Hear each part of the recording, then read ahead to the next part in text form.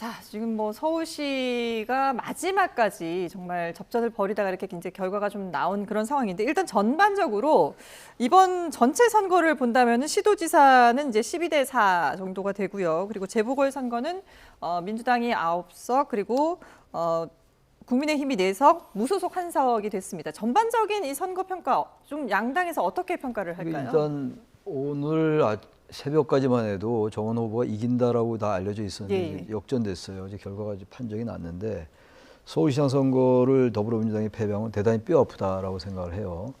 뭐 국민의힘뿐만이 아니라 양당 다 서울시와 부산시장이 누가 되느냐가 굉장히 의미가 부여되는 선거였거든요.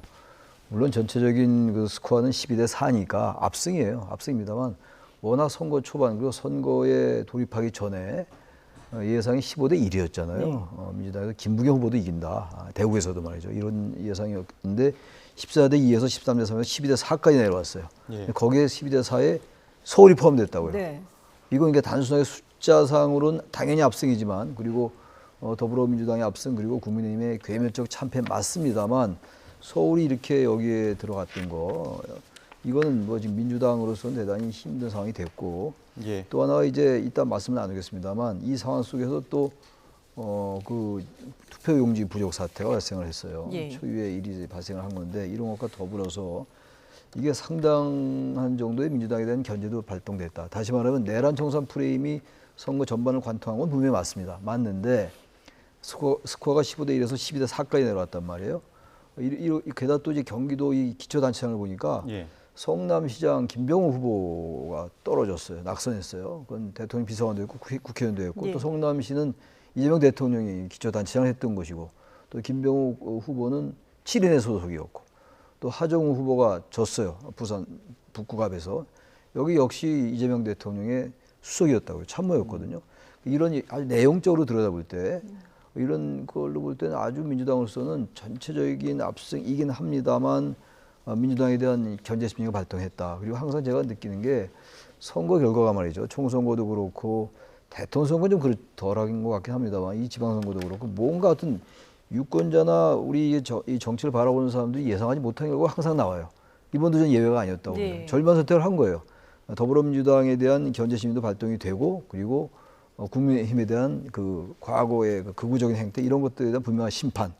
그러니까 야당 심판론과 정권 견제론이 같이 발동됐다. 전 전체적으로 그렇게 봅니다. 네. 어떻게 보십니까? 일단 뭐 한마디로 이렇게 정의를 한다면 이재명 정부가 시작됐으니까 손은 들어줄게. 하지만 결코 과욕은 부리지 마라. 뭐 이렇게 정리가 될 것 같아요. 지금 민주당에서는 이겼지만 이렇게 진 기분이 드는 건 무엇일까라고 아마 고민을 할 겁니다. 네. 그건 처음에 기대 수준을 너무 높여놨어요. 물론 여론조사가 거의 15대 1이다라고 분석을 했기 때문에 그것도 있지만 지금 전체적으로 봤을 때 국민들에게 우리는 지금 그러니까 이 지방 권력은 원래 지금 국민의힘이 장악하고 있고 우리는 도전하고 있다. 지금 4년 동안 잘했느냐 이런 자세로 나갔어야 되는데 마치 도전이 아니라 자기네들이 밴드웨건 다 그 지자체장을 다 갖고 있는 듯한 느낌. 그래서 국민의힘이 도전하는 느낌으로 네. 바뀌어 버렸거든요. 그러니까 너무 처음부터 좀 국민들 눈에 오만하게 보였던 게